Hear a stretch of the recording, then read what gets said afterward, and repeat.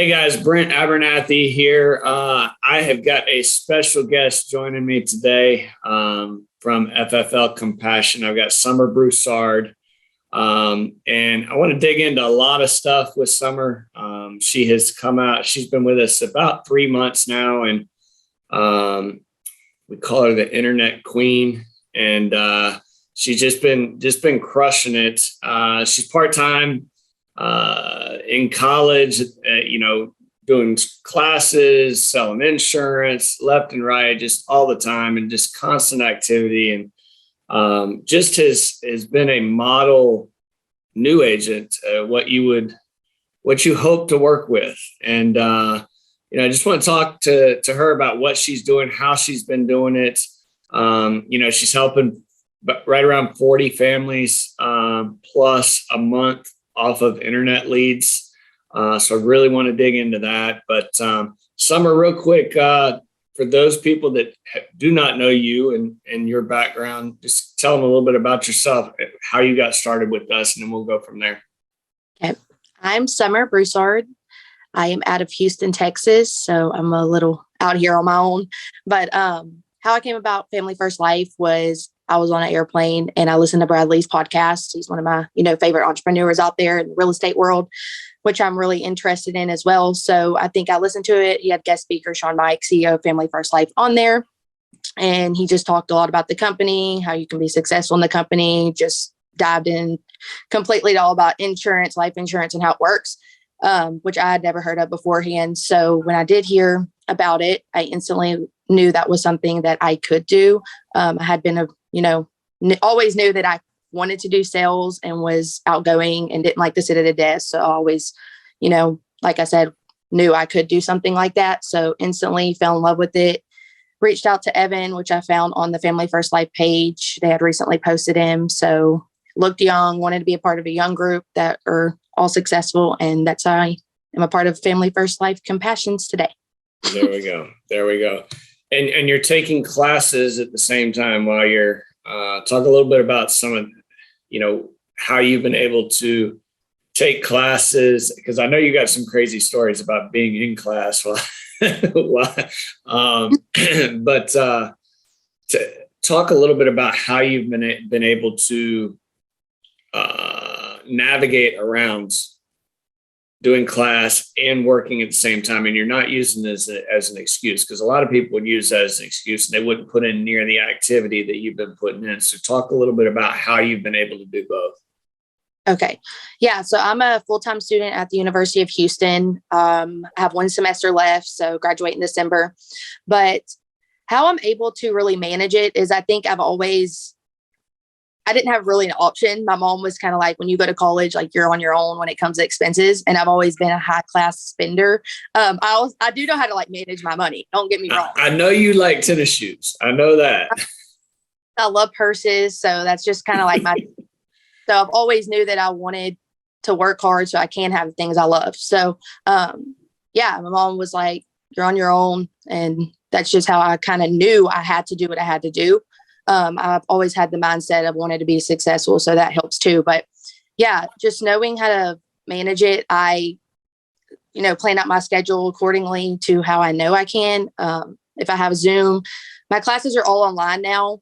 I did the on-campus thing, but once I started, getting into full-time jobs and stuff, I couldn't really manage that at all, like going on campus and stuff. So if I have class on Tuesdays and Thursdays, which I try to, make them just on Tuesdays and Thursdays. So I'll have dial day on Thursdays, which is pretty easy to manage because I can kind of dial and still be on the Zoom call. But on Tuesdays when I'm in the field, I'm always in a home on Zoom. Half the time I forget I have class, which is, my fault, because it's just when you're in the field, time gets out of the way so fast, So, but when I'm in home, I'll just be like, oh crap, I have class. Or if I'm in class already and I have an appointment, I don't want to be 2 hours behind on my appointments and then not be home. So I'll just be in the in-home on class. Yeah. So, and then you'll be literally inside the home and have your class pulled up. Yeah. Every time. If I have an appointment, half the time I'll be in the house already because, appointments sometimes just get a little bit longer than you expect. Right. So then I'll log into it while I'm doing the application, just so I'm in attendance in the class, not right. I'm only attention.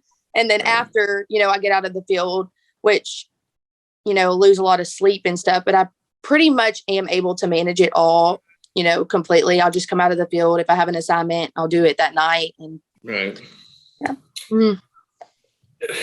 Again, you're looking for reasons why, and you're making it happen instead of looking for excuses as why you're not able to do it. But all right, let's talk lead flow.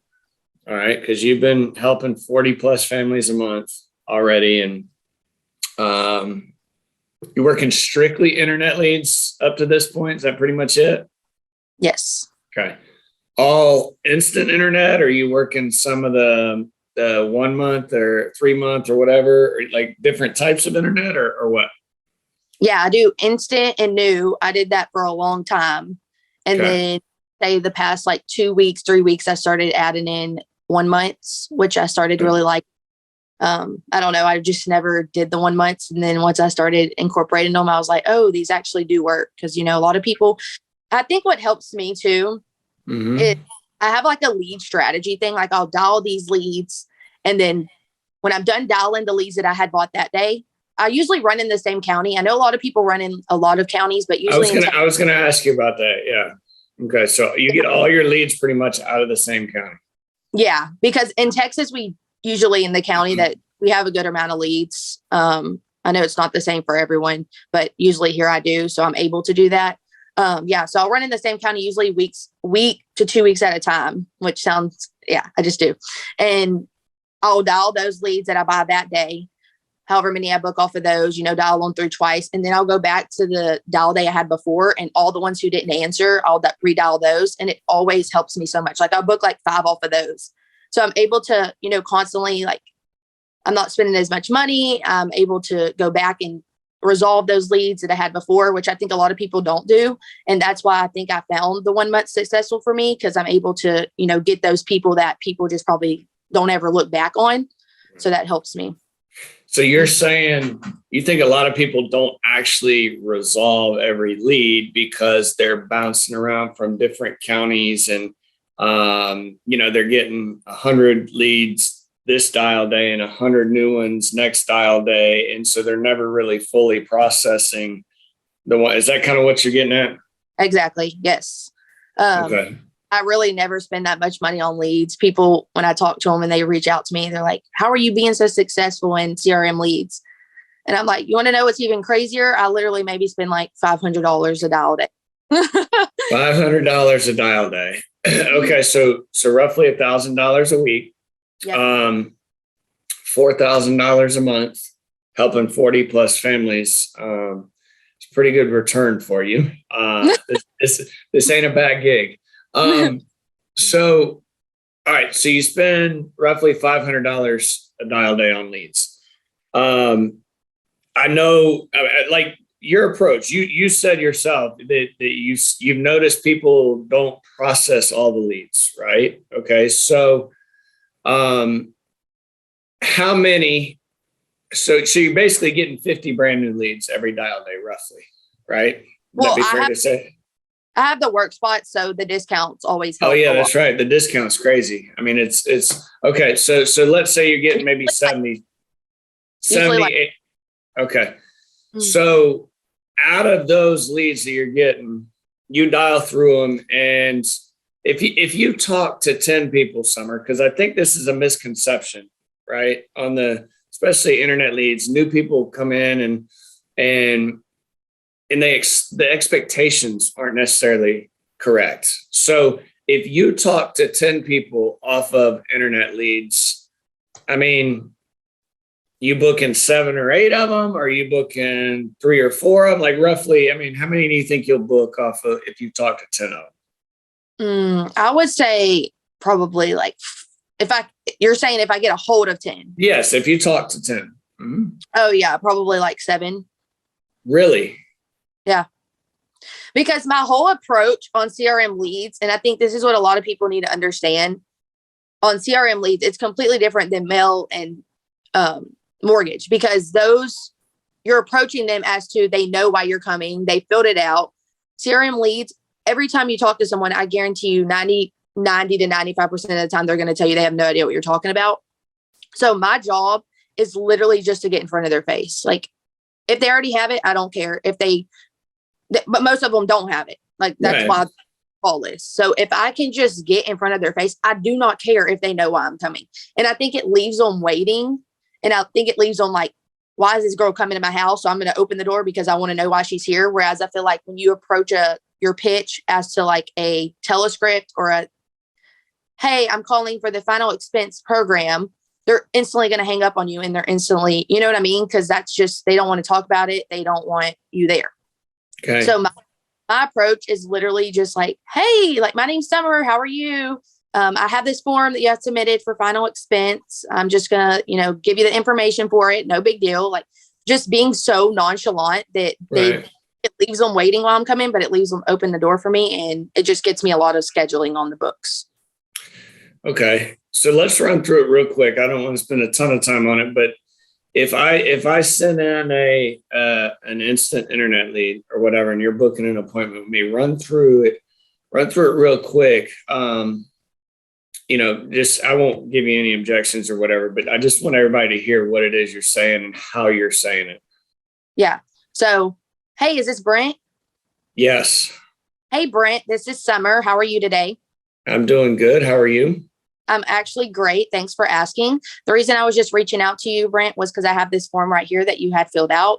It's for final expense. Does that sound familiar to you at all? Yeah, a little bit. Okay, awesome. Well, most of the time they say no. So I'm usually just no. Yeah. So then I'm just like, okay, awesome. So my job as an underwriter is just to give you the information for it. No big deal. What I have here, Brent, is your date of birth as 10/25/1965. Is that correct? Yep. Awesome. And then your address I have here, 235 Main Street. Is that correct? Yes. All right. Great, Brent. So like I said, my job as an underwriter is just to give you this information out. No big deal. Lay eyes on you. Make sure you're not 600 pounds or anything like that. Usually they laugh, Right. And yeah. So are you more of a morning or afternoon type of person? Morning's good for me. Okay, awesome. So like I said, Brent, I'm just going to put you down here for about 10 o'clock. Does that sound good for you? Yep. Okay, awesome. Well, I'll see you tomorrow at 10 o'clock. And what is that 235 Main Street? Is that a house? Yes, it is. Okay, awesome. And what color is that? It's a red brick house. All right, awesome, Brent. Well, my name's Summer again, like the season. I'm a young blonde girl with curly hair. You'll know it's me when I get there. I'll see you tomorrow at 10 o'clock. Cool. Yeah. So, I mean, it's tone. Obviously, you've got great tone, and you're smiling. That's just the nature of who you are. And but I also like the fact that, the psychology behind it when you're saying, I'm just a person that's been put in charge of getting the information to you. No big deal. Is this your address? Yes. Is this your birthday? Yes. They're still thinking at that point that you're fixing to give them the information over the phone, right? They're saying yes, yes, yes. And but because you haven't gone in to book the appointment, they're giving you all that, and they're staying on the phone because they think you're fixing to give them the stuff over the phone. You get the yeses, and then it's like, okay, you're a morning or afternoon person. I got to run this by, make sure you're not 600 pounds, or whatever it is, But by that time, they've already heard you enough, and they've already heard your tone. They've already built some trust in you because they've stayed on the phone that long, and it's super simple. I love it. There's really nothing to it, but let's go back to. I appreciate you going through that with us too, but let's go back real quick because on a dial day, right? You say you get about, 60, 70 new leads a week, and you go back through your older leads. So on a dial day, how many dials roughly, I don't know if you keep track or not, but roughly how many dials do you think you're making on a dial day to book, 15, 16 appointments for the next 2 days? Yeah, I would say probably like 250. 250. Okay. That's pretty good. That's actually really good. I mean, I know there's been days where I've dialed, internet leads or whatever, and I've dialed 400, 500, plus times. But I think it's important to note that, because a lot of sometimes it drives me crazy. Like I have new agents, they'll say, man, I just couldn't get anybody on the phone. They'll book 3 or 4 appointments. I just couldn't get anybody on the phone. It's like, well, how many dials do you make? And it's like 53, like all day, you know what I mean? So that activity, and I mean, obviously that's the thing. Yes, some of them aren't going to answer the phone, right? You just keep dialing, and you got to get good at getting people to answer the phone, or getting good at getting in front of them. Like you said, your approach isn't like you're not overthinking what you're saying on the phone. It's like, I don't really care. I just got to figure out a way to get in front of these people, right? Right. So, all right. So we booked the appointment. Before we get to any in-home stuff with you, I want you to talk a little bit about door knocking, and because that's also something I hear from a lot of new agents is they don't go door knock enough, because you do have people that don't answer the phone on internet leads. It is what it is. That's any lead, but probably a higher rate of them don't answer the phone on internet leads. Not a big deal, but we got to resolve them. We don't just like throw them away, and those people need help. So tell me, you make tons of sales off of door knocking, and also, some crazy sales just by, going up to the neighbor's house, things like that. So talk to me. Let's talk door knocking first, and I want you to share kind of some of those other things that you've been doing. But you door knock a house, kind of what does that look like? How does it go? Because some people would say, hey, I don't have a form that they filled out that has their writing on it. So it feels weird. I don't have anything to go show them, right? That's that's what they say. So talk a little bit about what you do on door knocking. Right. So when you go in the field, say your first appointment's at 8, 9, 10 o'clock, whatever. And your first house, for instance, yesterday, my first house literally no-showed me, had a gate in front of her house, wouldn't let me in. So it's 8:30 and I have nothing until 10 o'clock. Like, what are you doing if you're not door knocking? So, I mean, I have a whole list of door knocks that I constantly have like written down. And if you actually like write down just random people that don't answer, maybe hung up on you, you'll literally be so shocked at how many like you have written down, right? Like usually I have like 50. It's like, this is literally a lot of leads. So, and it blows my mind because I'm like, oh my God, it's a lot of money, So I'll be like, I'm going to do something to try to figure them out. So say I got no showed at 8:30 a.m. I'll just look up like the city that I'm in, the door knocks that I have written down in that city. And then I'll just search on like my Google Maps. I know Kiefer, I was telling her yesterday and she's like, you need to get this app. I literally can't remember the name, but you just Road Warrior. Yeah. Road Warrior. I need to start using that, but yeah, just like log everything into it. And then yesterday, for instance, or not yesterday, it was Tuesday, I had went to my first house, sold them, and then I had to have like a little 45-minute slot. And there was a door knock 5 minutes away, went there and sold 2 policies, his and her Eagle, both Eagle. Like, so there's so much that can come out of it. And I think I had 3 sales that day off a door knock. So yeah. So what do you do? You pull up to the house, like, I mean, you knock on the door, whatever. I mean, tell me how you go through that process on an internet lead, right? Like what you're saying to them, how you're getting inside the house. Yeah. So I usually just knock on the door and I'm like, hey, I'm Summer. I was just right around the corner. I had you on my list to come by to give you this information for final expenses. Do you currently have any type of life insurance at all? And they're usually like, if they say yes, I'm like, okay, like, who do you use? And then I try to like break it down, see if I can get it cheap from. But if they say no, I'm like, okay, awesome. So my job, like I said, just give you this information for it. I just go over some, ask you a few questions, go over it with you, see what best you can qualify for, that you can best afford. You have about 5 minutes that I can give this to you. And, usually they're like, yeah, like some people are so nice. Like, yeah, come on in. And yesterday, I had a lady and she was like, yeah, come in. Like, you look familiar. I don't even know.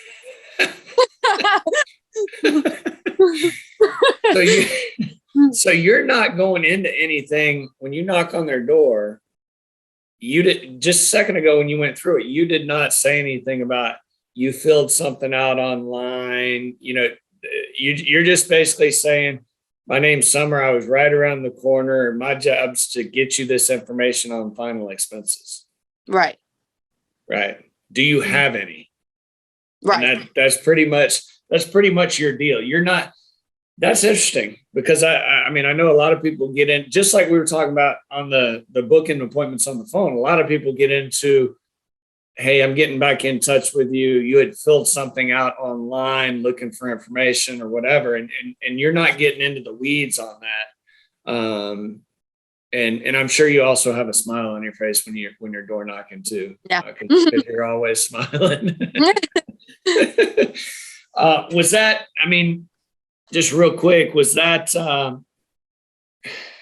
comfortable to you, door knocking, or was that something that you had to get over? Because some people do struggle with, they feel like they're bothering people or what. I mean, was that a struggle for you, or did you just? It was okay. Oh, for sure. Yeah, I hated it because I mean, you do hate it, and you don't see a purpose in it. And I did when you first start. Yeah, and I did it for a long time. I was like, why would I drive 15 minutes someone's house for them to not be home? Like, that was just how I approached it. But once you do get that first sale off a door knock, you're like, oh, dang, like this does work, So now it's like you're addicted to it. Right. And I love it because and me and Kiefer talk about this all the time. Like, we love it because it's resolved. Like, if they say no, who cares, See, I think there's something to that too, because it's like when things, I know me myself, it's like when I have a list of things to do for the day, right? Right. And if I haven't gotten to stuff, it just wears on me, eats away at me. And mentally, it takes my mental energy up and I'm like, oh my God, I got this to do, whatever. But I think that's a huge thing because it's like, whatever they say, one way or the other, at least in your mind, you can be like, got that one out of the way. Either I'm crumpling it up, throwing it away, or boom, I'm sitting in front of somebody. One way or the other, it's a good thing. Right. Yeah. Instead of just piling up the leads that we've never gotten in front of. Right. And now that sits there and stares you in the face and it wears on you. Right. Right. That's a really good point. So tell everybody about some of the ways you've drummed up some sales before we get into in-home real quick. An example or two of, drumming up business while you're out in the field. So like you're saying the neighbors? Yep. The neighbors. Yep. I love the neighbors. Like, I love it. And in the towns I'm in, for some reason, there's always like the 40-year-olds living with their parents still. I don't know why, but that's just how it is over here. So, and then they'll all live on the same, little piece of land. So it's awesome. Right. And everyone knows everyone. It's small town stuff. So when I'm at their house, I always ask for referrals. That's, a big thing in these type of businesses. So definitely if I have a recommendation, always ask. You have somebody that you think might need it, anything. So when you ask for referrals, you're being that it's basically just, you have somebody else that that might need this. Yeah. I'll say, do you have someone? I think first I always ask the neighbor because it's right there. So I always ask if you have the neighbor. If they say no, if they say yes, I'll be like, okay, what's their name? Like, I'm just going to go over and see if they have any, and then if they say no, I'm like, okay, do you have anyone else? Like family? So, like the other day, a lady, she had her kids, she had 3 kids. She gave me every single one of their numbers and she's like, they need some, call them right now. So, I set up appointments with them and but when I'm doing the neighbors, I always ask, do you have a neighbor? And they're always, friends with them. So I'll just go to the neighbor's house. Or if they're outside, I said this on the podcast with Evan, I'll literally just yell like, hey, you got life insurance? And then they're usually like, no, like I'll get back to you. And I'm like, no, I'm coming over like right now to resolve this for you. And then I'll just go over it with them. And they're usually so nice and it's easy. I don't have to drive anywhere. They're right there, Right.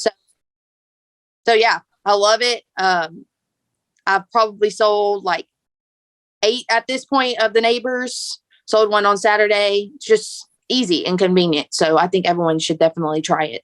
Yeah. So it's just basically asking the client, hey, do you know the neighbors? most of the time they're going to say yes. Okay. You think they would need life insurance, something like that. And then if they say yes, you just go over to the neighbor's house and say, hey, Miss Johnson sent me over here to see you guys. Or does Miss Johnson come with you? And or how does that work? Well, I've had a couple where the neighbor will just like already be there. Okay. Because they're just friends and she's already there. Helps her, she takes care of her, walks her dogs, if they're older, that kind of thing. But usually no, I just go over there and then I'll approach them that way. Like, hey, I was just at Miss Johnson's house, sold her a policy. So I was just coming by to see if you had any life insurance, Got it. Cool. I love it. I love it. Drummond, I mean, it referrals. We don't talk about it enough. I mean, we don't. And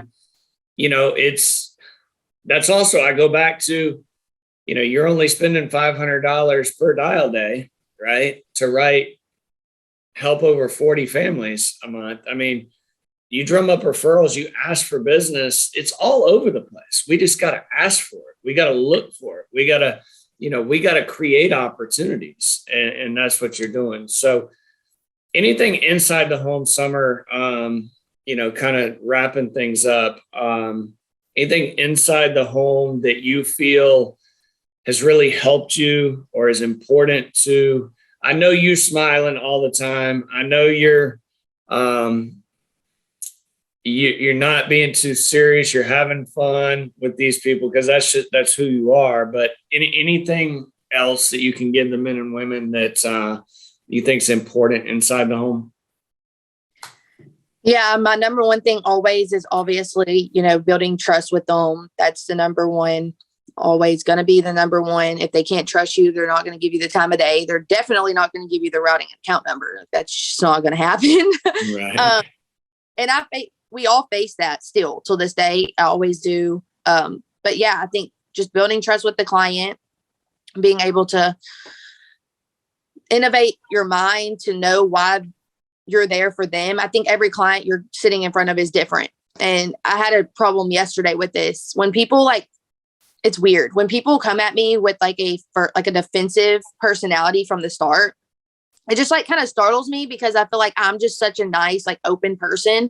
I love hearing anyone out, hearing what they have to say. And I think when I approach them and they're just instantly defensive, I don't want you here. I don't want to listen to you, even though they tell me they don't have it. And I'm trying to explain to them why they need it, but when I sit in front of a person, and you just know, if you've been in an in-home, from the start how a person is, how you can approach them.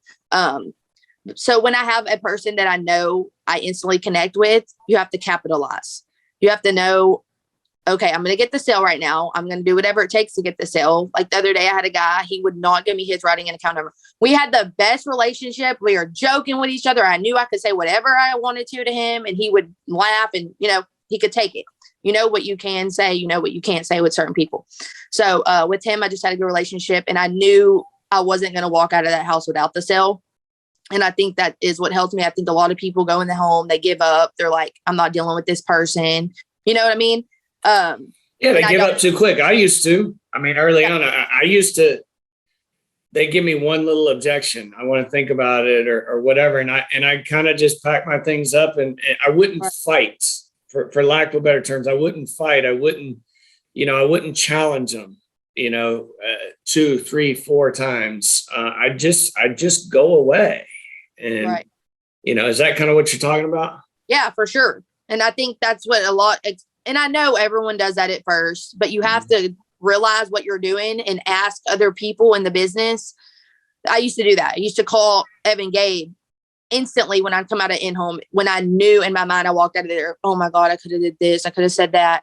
And doing that and asking someone and then on the next sale, implementing that. Right. It literally helps. That's what this business is about, learning from your mistakes, but not continuing to do bad mistakes, fix them. And that's what's helped me, I think, is from the start, I've learned so much and I've come a long way because I was always willing to learn and apply the things that I was being taught. Mm-hmm. So yeah, in the in-home, I think, like I said, just being able to capitalize on clients that you can and don't walk away from the sale too early. Love it, girl. And I know you're starting to recruit and build a team, and looking forward to seeing that grow. But in college, you're 21 years old. Is that right? 21 years old. So if anybody out there is in college and they're 20, 21, 22, whatever. And just like you, I loved what you said too about that. And we actually kind of skipped over that, but you wanted to be on a team with like-minded people, right? That's why you sought Evan and Kiefer and those guys out, because young and writing a bunch of insurance and, having success at a young age. And, so anybody that's out there that is young in college, that related to what you were talking about, how can they reach out to you on like social media, Summer? What sort of social media handles you have out there? Yeah, I have Instagram, and my username is Summer the Season _ RAYNEE. And then I can give out my phone number on here too. It's 409-626-1535. There you go. Cool. Well, listen, girl, we need to wrap it up, but I appreciate not only what you've shared today, but I love working with you. You're fun to work with. You're a great girl. Have a great attitude. Anybody that has a great attitude and activity, right? It's easy. It's fun to work with you. And I know we're just getting this thing started, and look forward to seeing, what you and your team does the rest of this year. And just appreciate the way you've gone about getting up and going and learning. And you are inspiring a lot of people by what you're doing. And so let's keep doing it. Let's keep helping families. It's keep sharing the opportunity, and it's going to be a great 2022 for you. Okay. Yes, sir. Thank you for having me. I appreciate you, girl. We'll talk to you later. Okay. Okay. Thank you. Bye.